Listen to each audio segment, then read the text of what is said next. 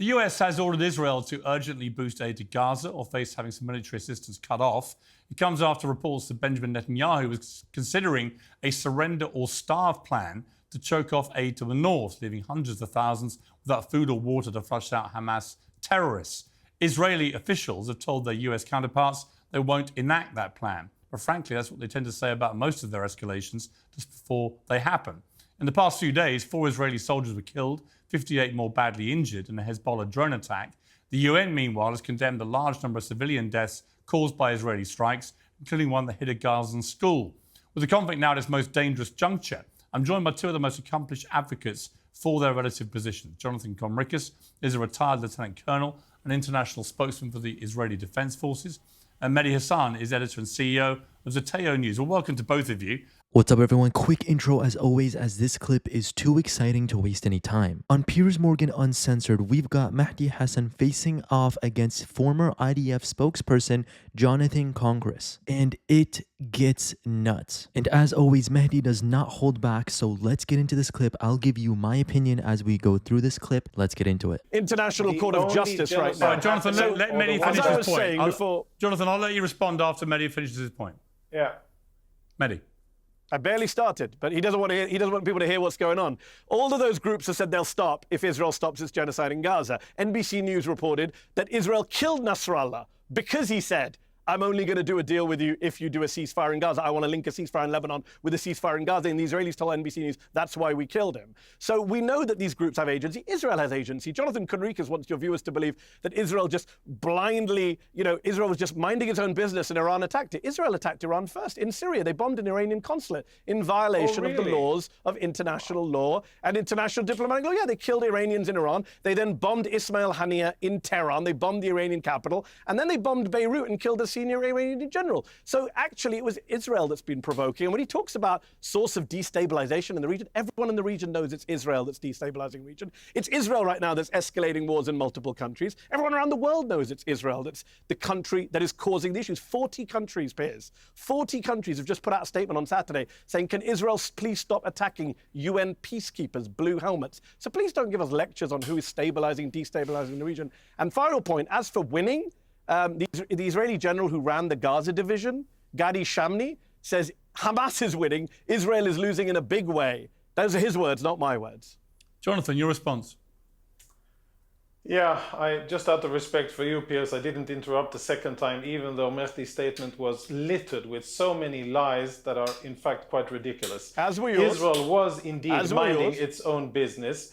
Israel was indeed minding its own business on the 6th of October when Hamas, with a genocidal intent, invaded into Israel and butchered Israeli civilians. Jonathan trying to frame Israel as the perpetual victim here is beyond dumb. And Mehdi is right to challenge this narrative. Israel hasn't been minding its own business. Bombing Gaza, occupying Palestinian land, and blocking an entire region isn't minding your business. It's provoking retaliation. And yes, Hamas actions are horrific, but you can't ignore the decade of systematic oppression and violence that fuel this conflict and try to say they were simply minding their own business. Israel was also minding its own business along the Lebanese border when on the 8th of October, Hezbollah started firing at Israeli civilians and military and eventually forced about 70,000 Israelis to flee their homes after many of them were killed. Israel was also minding its own business for many years. You've displaced and has, a million well Lebanese aware, people. No, Mehdi. No, Mehdi. Let's agree not to interrupt. I refrained from interrupting you. I refrained from interrupting you, even though you said so many horrible and very flat lies, and I'll continue not interrupting you if you do the same. Right. And by the way, speaking about the region, Mehdi, I live in the region. My children are here. You do not. And I don't know how many people you know and see from both sides of these different conflicts. I know people from both sides and I speak with them and I live here. So I don't think that you're in a position to be lecturing anybody about what's really happening in the region. Okay. I am the one who is running with my family to bomb shelters when Hezbollah fires missiles and when the Iranians fire missiles and when Hamas fires missiles. I am the one who has family who has been evacuated from the north. I am the one who has close relatives and friends who were massacred on October the 7th. Don't lecture me about who is the source of instability. I agree with you that a lot of countries and a lot of dark people have a problem with the Jews living in their ancestral homeland. But that doesn't make it wrong that we're here. We're going to continue to be here and continue to defend ourselves despite the likes of you and despite our enemies. And I'll tell you that our history is so full of people that wanted to kill Jews and wanted to force us out of our homeland. But we're back, we're here, and we intend to continue to stay here despite the best efforts of Iranians and Syrians and Lebanese and Gazans and others. Mehdi. Did he really just go there? Before I even let Mehdi speak, I need to address this. Jonathan trying to turn this into a simplistic everyone hates Jews argument is completely sidestepping the real issue. This isn't about ethnicity or religion. It's about actions. And Mehdi's not criticizing Jewish people. He's calling out a government that's committing atrocities and violating international law. Jonathan throwing around accusations of anti-Semitism here is a textbook deflection tactic. It's honestly something that I'm getting pretty sick of. You guys can let me know if you agree down in the comments, but let's see how Mehdi responds to this. So I do need to respond to that. So first of all, as for lecturing you, as I say, 40 countries put out a statement, including many of your own allies, including Hungary, one of the most pro-Israeli countries in Europe, saying stop attacking UN peacekeepers. These are not dark anti-Semitic forces. You can't keep playing an anti-Semitism card and undermining the very real struggle against anti-Semitism by using it to defend a government that is full of some of the most racist people, anti-Arab, anti-Muslim, anti-Christian people on the face of this planet. You were spokesman for a government that contains people like Smotrich and Ben-Gvir, open racists, prosecuted for inciting terrorism. So we're going to talk about lectures. You should keep your lectures to yourself and be embarrassed for the government you served. As for you living in the region, the problem is not you living in the region. The problem is the army you served and the country you were a spokesman for illegally occupies other people's lands in the West Bank, in Gaza, in the Golan Heights, now in Lebanon again. You are the country that is illegally occupying other people's lands. It's not about you living in your homes. It's about you taking other people's homes. It's about Israel now aiming to annex Gaza, according to Haaretz this week, that Netanyahu no longer has any interest in saving the hostages, as he never did, and is eyeing annexation of Gaza, to quote the Israeli newspaper Haaretz. And if we're going to talk about people dying on October the 7th, some of us have condemned that. Some of us oppose that. You only oppose attacks on Israel. You support attacks on non-Israelis. On Monday, let's say his name. Let's say his name. Shaban Ahmed, 19 years old. No. You don't get to interrupt me. Sorry, you do not get to interrupt me. You have to get taking the high ground on interruptions. You'll come back in. Piers will bring you back in. I'm going to finish my point uninterrupted. Otherwise, don't be a hypocrite, as well as someone who represents fascists. A 19-yeonyoung young man, Shaban Ahmed, was a software engineering student. You're the one who is can I finish my sentence, Piers, or is it going to be one way? Jonathan, just wait, Jonathan. Piers, I will bring you. Piers, you can't tell me not to interrupt. Otherwise, this conversation will. No, Mehdi, finish your point, and I'll bring Jonathan in. Oh, please don't threaten us, Mehdi. Don't worry, Piers. I will. Here so desperately. Okay, Mehdi, finish your point. A 19-year-old. You keep interrupting, Jonathan. People can see what a hypocrite you are. 19-year-old student, Shaban Ahmed, software engineering student at Al-Azhar University. Jonathan's military destroyed his university, destroyed his house, displaced him, made him homeless 5 times over the past year. On Monday, the world, we all watched him burn to death thanks to Israelis bombing the area outside the hospital that he was on an IV, on a bed, in a tent. He burned to death. His mother died. 2 other, maybe 3 other people died. I'm not sure how Jonathan still comes on these shows and defends that kind of barbarism and open war crimes. I'm not sure how Jonathan sleeps at night watching people burn to death thanks to the military that he served and is now being investigated both at the International Court of Justice and the International Criminal Court. Jonathan? Yeah, speaking about serving, and then I'll address the points that you've mentioned. Speaking about serving and standing up for something, I indeed served for 24 years in the IDF, and I'm a proud Israeli Zionist, and I'm a proud Israeli patriot. And I also am very proud of my service, including as a spokesperson, but also including as a combat officer in the IDF. Listen, I don't think anybody gives a damn if you were proud of being this or proud of being that, right? That's not the point that's being made here. You can be proud of serving your country, but that doesn't excuse the human rights abuses and war crimes documented by countless international organizations. Mehdi isn't attempting to attack Jonathan's identity, right? He's holding him accountable for actions of the institution he represented. There's a huge difference there, and no one really cares if you're proud of representing your country if, you know, the country's committing these types of acts. I know what I stand for. I'm asking, what do you stand for? What kind of values do you stand for? I don't stand for killing civilians like your military. I don't support of course raping not. detainees like your military did. You'll get to answer. Well, Jonathan, did you witness rape? You were a competent officer. Mehdi, did you witness the rape of detainees? Mehdi, you will get to answer. You asked me a question. Mehdi, I'm not done. I'm not done. Don't ask me questions if you don't want answers. I stand for a country that is, Mehdi, you spoke, now I speak. I ask, and I will ultimately would like to hear your answer to it, what values you represent? What civilization do you represent? Which country do you represent? Which religion do you represent? And what do you stand for? What do you defend? I know what I do. I'm part of a democracy in the Middle East, and I stand for a military that defends its population against some of the most vile terrorists in the world, including Hamas, Hezbollah, and Iranian propped-up terrorists. And I am happy and proud to be part of that organization, as I've been over many years. And if you and I were race car drivers, Mehdi, and each of us had a patch sewn onto our little uniforms that indicated who gives us money and who sponsors us, I would have one patch of my country and I would have one patch of my employer. That would be it. How many patches would you have? How big would the Qatari patch be on your clothes? And how big would foreign investment in whatever it is that you're doing and whatever it is that you're representing, how much would that be of what you do? Because you place yourself as if you are above and as if you are entitled to criticize everything that Israel does. And I ask, what are your motives and who pays for what you do? So it's a very simple answer, as I told Jonathan Levine of the New York Post. And I love this new talking point, Piers. It's got around the right-wing media and the pro-Israel people. I run a company called Zeteo. People can check it out, zeteo.com. It's a great media organization getting very good press from the Washington Post and others. There are no foreign investors. They're all American investors. I'm an American. You asked the question. I know you can't handle brown people, being part of the West. I'm an American. I'm a Brit. I was born in the UK. I'm now an American taxpayer. And I'm very concerned with American taxes going towards the funding of a genocide in Gaza, going towards the killing of a 19-year-old guy who's in an IV in a hospital bed, going towards the killing of children in a school, going towards the killing of 23 people from one family in Lebanon Monday, in northern Lebanon. 23 people bombed by your military, 2 babies killed, Jonathan.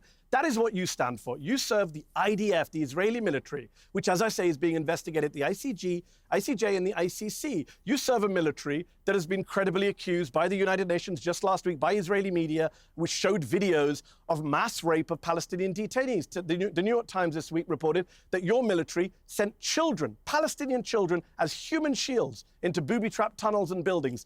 Is that what you did, Jonathan? Can you tell us today, did you ever send a Palestinian child as a human shield into a tunnel? Because the New York Times is saying your military did that. The World Food Programme is saying your military is starving the people of northern Gaza. Did you starve people when you were in the military, Jonathan? What do you stand for? Starvation? Mass rape? Ethnic cleansing? Genocide? Every human rights group in the world says your military is an abuser of human rights. I don't know how many human rights you yourself have personally abused. I don't know if you turned a blind eye to rape on your custody. I don't know if you killed children at at point-blank range like Israeli snipers did to people carrying white flags. You can tell us today how many people you've killed or how many people you've tortured. I'll be all day. Listen, Mehdi, sometimes enough is enough, and we saw it with our own eyes. Of vitriol we saw a woman with a white flag. Jonathan, we've seen what Piers has seen people. All right, you've asked questions, Mehdi. Let him respond. We've seen people gunned down with white flags. All right, Mehdi, let him respond. It's all documented. What you are saying, your list of false allegations and your list of nonsense that you are spewing out, everything true, of unfounded things, that the fact that someone wrote it doesn't make it true. All of these things that we saw people with white flags gunned down in front of our eyes, by someone. Jonathan, Piers has seen it, and I've seen it, and everyone watching the show has seen it. This is honestly why I love Mehdi. He argues not just with his words, he always reminds people that you can see, right? It's not just about, hey, watch this debate, listen to me, listen to that, right? Like Mehdi always argues on the side of like, you can see it for yourself. You don't need to listen to any of these people in order to formulate a proper opinion when you can see it for yourself, which honestly, I think for most of Mehdi's debates, especially on these big platforms, which are definitely maybe sometimes one-sided, he goes for, instead of trying to win an argument where it's already sort of one-sided to start with, and instead just sort of focuses on convincing the viewer to at least open their eyes, which, to be honest, I think is the best strategy that Mehdi is absolutely crushing. You are saying is slanted and biased, and I read parts of your book, and I know exactly what you're doing. We watched it, Jonathan. What you're doing is trying to use. Thank you for reading the book. It's called Win Every Argument, and you're losing. let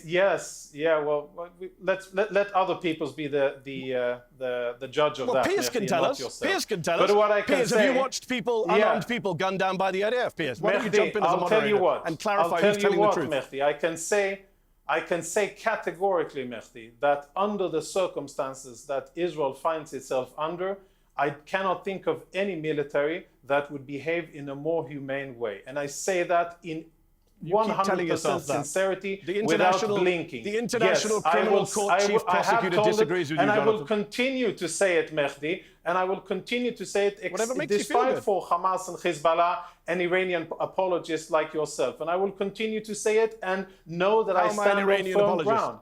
Is Israel perfect? Piers Do we never make mistakes? How am I Definitely Iranian not. Israel. Well, you just said that Israel was the one that attacked Iran when Iran was minding his own business, which is absolutely ludicrous. Facts don't care about your feelings, Jonathan. April 2024, you are the Israel one did who is bomb trying to an play Iranian on consulate feelings. in Syria. Mehdi, you are the one who's only trying to play on feelings and on sad stories. If you don't want to respond to any facts, it's up to Piers and his show and horrible. Here's what I think, guys. I think this was working very powerfully when you give each other the chance to respond to each other. Okay, you both feel very strongly about it. So let's do that from now. You both have passionate views. I understand that. You disagree with each other. I think for the audience at home watching, if you talk over each other, we lose it. Well, Jonathan can't stop being racist. Well, Jonathan, Jonathan can't stop being racist. Hang on, Mehdi. Can't stop being racist. Let Jonathan finish his... Let Jonathan finish, and then Mehdi respond. Jonathan, finish your point. But I've acknowledged the racism. So I think that what you've said is a laundry list of some of the low-hanging fruit and the concoctions that have been made up against Israel. Some of it may have a kernel of truth, and there may have been 10 soldiers who did something, and there may have been other soldiers who did something else that was wrong and that they shouldn't do. Is it common practice? No. Is it something that is sanctioned by the IDF? No. You tell us the sad story of the Palestinian who was unfortunately killed in the Israeli strike, or as a by-result of an Israeli strike in Dir el-Balach yesterday. He was killed not because he was a target. He was killed because Hamas ammunitions that were stored by Hamas in close proximity to that location exploded. The IDF fired 2 small bombs at that location, and they wouldn't have exploded and caused that kind of fire had it not been for Hamas weapons there. If you care about Palestinian civilians, and as a human being, I was sad to see. I saw his video before. He looked like a very nice and decent human being, and it's sad that he and his family were killed. I saw the movie of burning people. It hurt me as a human being as well, and I wouldn't want to see it again, and I wouldn't want that to be reality in Gaza. But the reason that happened isn't because the IDF is fighting there. It's because Hamas is storing weapons there, and they're abusing humanitarian facilities, and they're using schools and mosques and whatever is left of hospitals in order to fight from. And then the IDF targets where the Hamas is fighting from. And unfortunately, people have gotten wounded. The cool thing about having my channel is I can interrupt anyone at any time, which is a great power. This has been a consistent argument made by Israel and anyone who represents them. Jonathan is trying to absolve the IDF of responsibility using the main argument that they've used of human shields or, storing weapons in all of these places. The fact remains, Israel's airstrikes are hitting schools, hospitals, and refugee camps. Blaming Hamas doesn't erase the fact that the IDF is choosing to bomb these areas anyway. If Israel cared about Palestinian civilians, they'd rethink their entire approach instead of repeating the same excuses every time. I regret that. I know for certain that wasn't the intention of the IDF. It's a very sad and regrettable side effect of that happened. And I'm sure that the IDF will be extra careful in the next time that they attack. But it doesn't make it deliberate. But I think it's hypocritical of you, and I will finish. I think it's hypocritical of you, Mehdi, that you don't speak about the fact that why are they there in the beginning? Why are there ammunition stored in a hospital? Why is Hamas using hospitals to fight? Isn't that something that should be criticized even by a highfalutin person like you?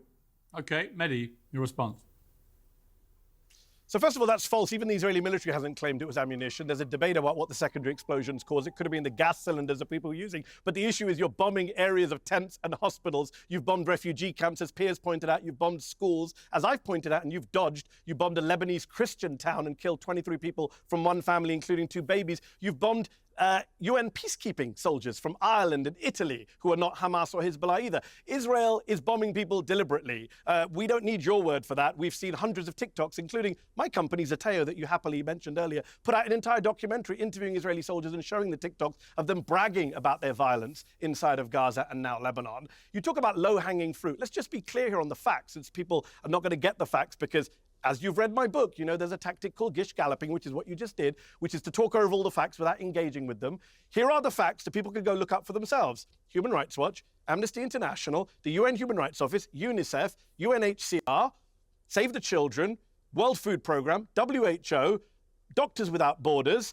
I can keep going. Refugees International, International Rescue, they all, Care International, Christian Aid, Physicians for Human Rights. They all say the Israeli military is to blame for the casualties, for the killing of innocent people, for not giving warnings, for bombing civilian targets, and for starving the people of northern Gaza. Right now, Save the Children say that northern Gaza looks like the depths of hell. The World Food Programme says no food has been allowed in by your government and your military since the start of October. And by the way, one last point. You mentioned, oh, maybe 10 soldiers did this, 10 soldiers did that. Actually, according to the UN, this stuff is systematic. And I would ask you asked me who my investors are. I'll ask you. You were in the Israeli military. You proudly said you were a combatant. Someone ask you, were you involved in the things the Israeli military is being accused of by the International Criminal Court Chief Prosecutor, by human rights groups, intentional killing of civilians, starving of civilians, the use of rape and sexual violence against detainees, using Palestinian children as human shields, as the New York Times reported this week? Did you do any of that when you were in your service, Jonathan Conricus? None of that is correct. None of that is correct, and I will gladly address all correct. Each and the issue is, did you do it? Of course, you know very well that we don't have time to go into a serious discussion of each and every of those flat allegations that you're rattling off, as if you say them fast, it makes it true, and as if you wave a few names of questionable organizations, it makes it true. Very slow. No. You don't. No. This is probably my favorite part of the clip. I'll say it slowly and proceeds to do exactly that, which is only something Mehdi would do. That's it for this clip, folks. Whether you agree or disagree with one side or the other, this is the kind of discussion that forces you to actually think, which, to be honest, my goal with this channel was not to convince you guys of anything. It's just to open up your eyes, give you other opinions, not just the ones that you're fed. So I'd love to hear what you guys think. Let me know down in the comments below. Be sure to give us a like and subscribe. It really helps out the channel, and we'll see you guys in the next one.